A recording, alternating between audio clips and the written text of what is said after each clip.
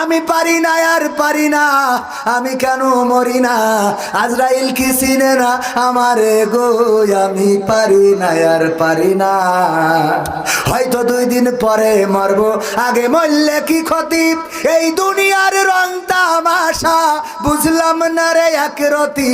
ও আমার ঘরের রমণী, সে যে কাল নাগিনী, ওই ঘরের রমণী সে যে কাল নাগিনী, আমারে বাজাইলো 12টায়, আমি পারি না আর পারি না।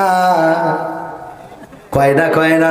তবে এই দিক থেকে আমি পুরুষদের ধন্যবাদ দিই যে ওরা অন্তত এই কথা বলে আমি পারি না আর পারি না, আমি কেন মরি না। আর আমার মা বোনরা বলে আমি পারি না আর পারি না, তুই কেন মরিস না? ঠিক না? ঠিক। কয় তোর মরণ করে না কেন? আল্লাহ তোর দেখে না কেন? আজরাইল তোর কাছে আসে না কেন? বাড়িতে কুত্তা সব খেদাবো, এই কুকুরি জন্য মনে আসছে না। এরকম আছে না নাই? একবার এক বোন আমাকে ফোন দিয়েছে, বলতেছে আমি বলছি কি হয়েছে? হুজুর আমার স্বামী মরে গেছে রে। আমি বললাম মরে গেছে, আমায় বিয়ে করতে পারবো না, আমার একটা বউ নিয়ে তাই ঝামেলায় আছে, আমার দেওয়া হবে না।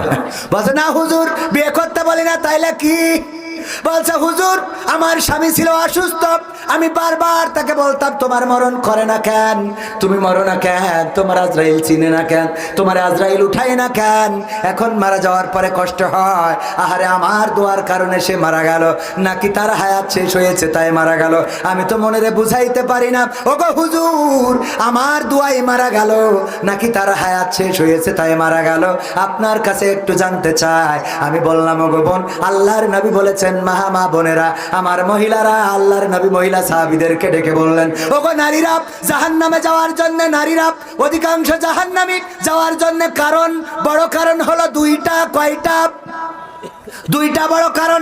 1 নম্বর হলো তারা স্বামীর প্রতি অকৃতজ্ঞ থাকে, আর 2 নম্বর কারণ হলো তারা বেশি বেশি অভিশাপ দেয়। কি সাপ?